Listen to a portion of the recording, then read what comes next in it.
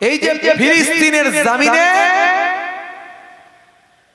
৩৫,০০০ মানুষকে তারা শহীদ করে দিয়েছে। সারা বিশ্বের মুসলমান দেশগুলো, অমুসলিম দেশগুলো, তাদের মনে দয়া হয় না, মায়া হয় না যে কিভাবে যুদ্ধটা বন্ধ করতে হবে।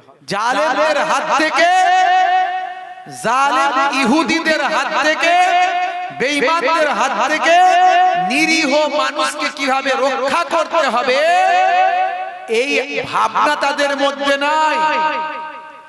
ইহুদিরা বিপদে পড়লে ইসরায়েল চুপ থাকে না, খ্রিস্টানেরা বিপদে পড়লে আমেরিকা ব্রিটেন চুপ করে বসে থাকে না, হুমকি দেয়। আমার অমুসলিম হিন্দু ভাইরা বিপদে পড়লে আমাদের মোদিজি হুঙ্কার দেয়।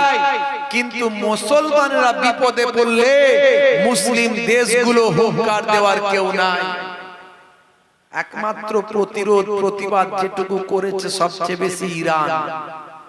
সে শিয়া দেশ হোক আর সুন্নি দেশ হোক, আল্লাহকে তো মানে, নবীকে মানে, সেই প্রতিবাদটা করেছে। বর্তমানে তুরস্ক সমস্ত রকম ব্যবসা বাণিজ্য লেনদেন সব বন্ধ করেছে। এই রকম ভাবে যদি ৫৭টা দেশ যদি করত, ইসরায়েল একদিনের মধ্যে যুদ্ধ বন্ধ করতে বাধ্য হতো। আরব বিশ্ব যে সৌদি আরব ধর্মের ঠিকা নিয়ে থাকে, এটা বেদাত ওটা বেদাত, ইহুদি আর ইসরায়েলের চক্রান্তের শিকার, আমেরিকা ব্রিটেনের চক্রান্তের শিকার সৌদি বাদশা সাউদ, তার সন্তানেরা আওলাদের আজকে আছে। বাদশা সাউদ ছিলেন একজন ভালো মানুষ, কিন্তু তার আওলাদের আজকে যে জায়গায় পৌঁছেছে, প্রিন্স মোহাম্মদ সালমান, সে নিজে একজন ইহুদির ঘরের সঙ্গে তার সম্পর্ক। ভাই আমার, ইসরায়েল আমেরিকা ব্রিটেনকে খুশি করার জন্য সে কি করছে? সৌদির বুকে নাইট ক্লাব করেছে, হালাল বার করেছে, বারবার হালাল, মদ আবার হালাল, নাম দিয়েছে হালাল। বুঝতে পারছেন? এই কাটা মুরগি খায় অনেকে, দেখবেন না রেস্টুরেন্টে কাটা মুরগি খায়, আর নাম দিয়েছে হালাল মুরগি, হালাল চিকেন। বলছে জবাই করছে কে? বলছে যদু। জবাই করছে যদু, সে আবার হালাল চিকেন লিখে দিয়েছে। মুসলমানের ছেলে একবারও দেখলো না হালালটা কেটে করেছে না পেঁচিয়ে করেছে, আল্লাহর নাম নিয়েছে না ছেড়েছে, ও দেখলো না, হালাল লিখেছে আর খেয়েছে। বেশিরভাগ মুরগির দোকানগুলোতে হারাম মুরগি সব পাওয়া যায়, হারাম মুরগি, জবাই ঠিক মতো হয় না। যদি আল্লাহ ব্যতীত গায়রুল্লাহর নামে জবা করা হয়, সেই খাদ্যটা হারাম হয়ে যায়। যদি ওই প্রাণীটাকে, ভাই আমার, যে রগগুলো, নালীগুলো, শাহরগ, হুলকুম, মারি, এগুলো ছাড়া যদি স্পাইনাল কর্ড কেটে দেওয়া হয়, তাহলে প্রাণীটা, মুরগিটা হারাম হয়ে যায়। আর উপরে লেখা আছে হালাল। সারা জীবন এক ওয়াক্তের নামাজ পড়ে না, মুরগির দোকানে মুরগি বিক্রি করার সময় মাথায় টুপিটা দিয়ে দিয়েছে, টুপি দেয়া মানে সে হালাল মাল বিক্রি করছে। অথচ সে পায়ে করে ধরে কাটচার ফাড়ছে, কাটচার রাখছে, কাটচার রাখছে। আমি এই জন্য পোল্ট্রি মুরগি খাওয়া ছেড়ে দিয়েছি, খাওয়া বন্ধ করে দিয়েছি। খাওয়া চলবে না, ও খাওয়া চলবে না যতক্ষণ না তুমি নিজে হাতে জবাই করছো।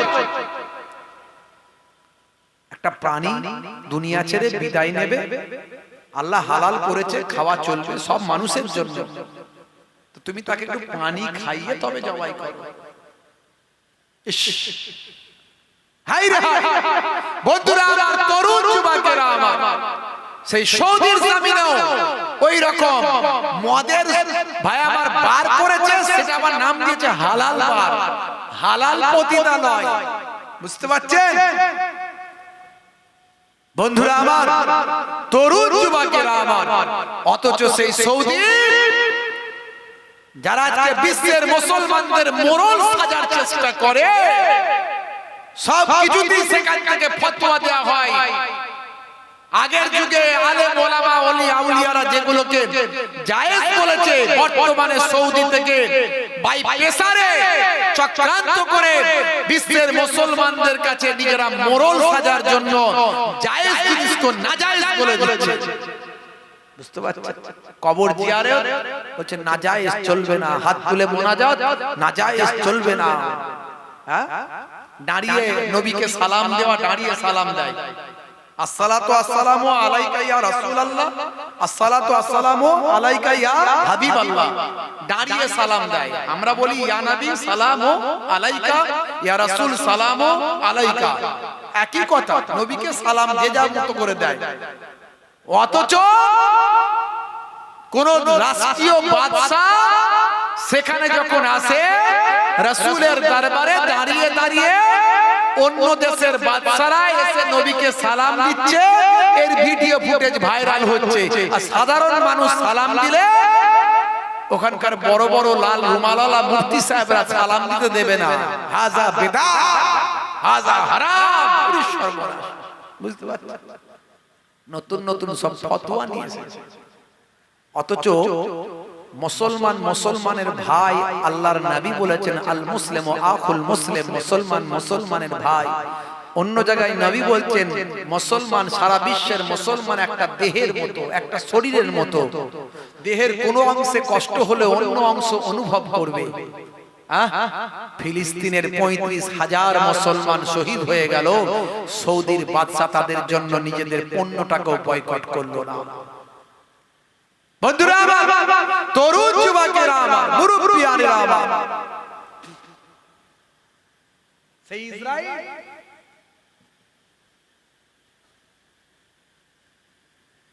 সেই ইসরাইল আল্লাহ রাব্বুল আলামিন তাদের দেখিয়ে দেবেন। আমার বিশ্বাস আজ হোক কাল হোক তারা ধ্বংসপ্রাপ্ত হবেই হবে। কিন্তু তাদের বিরুদ্ধে যারা রুখে দাঁড়ায়নি, আল্লাহ তাদেরকেও গজব দিচ্ছেন। দুবাই দিয়ে শুরু হয়েছে, আস্তে আস্তে হবে। 75 বছরে দুবাইয়ে এরকম কোনদিন ঘটনা ঘটেনি। 8,500 কোটি টাকা, 8,500 কোটি টাকা এই কয়েকদিনের বন্যাতে তাদের তলিয়ে গেছে। 8,500 কোটি টাকা তাদের ধ্বংস হয়েছে। বুর্জ খলিফা করে, বিশ্বের সর্বোচ্চ টাওয়ার তৈরি করে পৃথিবীর মানুষের কাছে গর্ববোধ করেছে। এমন কোন অন্যায় নাই যে দুবাই হয় না। আল্লাহ বলল, তারা তোদের অহংকার ধূলিসাৎ করে দিচ্ছে। দুবাই হলো, এখন চলছে কার পালা? এখন চলছে ব্রাজিলের পালা। ভালো করে খবর নিন, ব্রাজিল এখন পানির তলায়। ব্রাজিল পানির তলায়। আল্লাহ রাব্বুল আলামিন বলছে, হে ব্রাজিল, তোমাকে বাবা ধরছি, দাঁড়াও।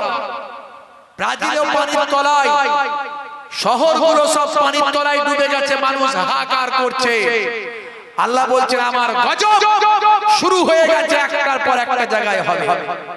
আজকের নিউজ আবার খবর কোথায় ভাইরা আমার? আমেরিকা বিশ্বের মোরল সেজেছো। তোমার মোরলি বোনা আমি বের করছি, দাঁড়াও। দেখো কত বড় টেকনোলজি তোমার আছে, আমার ঝড়কে রুখে দাও। আল্লাহ রাব্বুল আলামিন এমন ঝড় দিয়েছে, বাড়িগুলো সব ভেঙে চলে যাচ্ছে, ধূলিসাৎ হয়ে যাচ্ছে।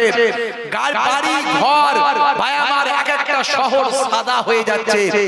আমেরিকার জমিনে যে ঘূর্ণিঝড় আল্লাহ আজকে দিয়েছেন, তাতে তাদের শহরের পর শহর সব ফিনিশ হয়ে যাচ্ছে। 3টে দেশ ধরে নিয়েছে আল্লাহ, এই কটা দিনের মধ্যে 3টে দেশ। আমি তাই সেদিনে ভাবছিলাম, আল্লাহ এই ভারতবর্ষ, পশ্চিমবঙ্গ, কলকাতা কি দুবাই হয়ে যাবে নাকি? সেদিনে জাপানি হলো। আল্লাহ এখনো ইমানদারদের দোয়া কবুল করেছে। মুসা কালিমুল্লাহ হুজুর আল্লাহকে বলছেন, আল্লাহ সব মানুষ তো আর খারাপ নয়। এই যে দুবাইয়ে এত বন্যা হলো, এই যে ব্রাজিলে হলো, এই যে আমেরিকায় হচ্ছে, সব মানুষ কি খারাপ? ভালো মানুষ আছে, আছে না? আল্লাহওয়ালা আছে, নামাজি আছে, পরেশগার আছে, খোদাভীরু আছে, আল্লাহর ওলি আছে। সব মানুষ তো আর খারাপ নয়।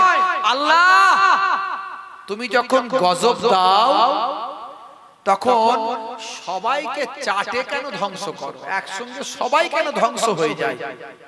সবাই তো আর খারাপ নয়, কিছু তো ভালো ছিল, সেগুলো বাঁচে না কেন? ভালো মানুষও কেন তোমার গজবের শিকার হয়? আল্লাহ রাব্বুল আলামিন মুসা কালিমুল্লাহকে বললেন, হে নবী মুসা, এর উত্তরটা আমি তোমাকে পরে দেব, এর উত্তরটা তোমাকে পরে দেব। আল্লাহ রাব্বুল আলামিন বলে দিলেন, দরুদ শরীফ আল্লাহুম্মা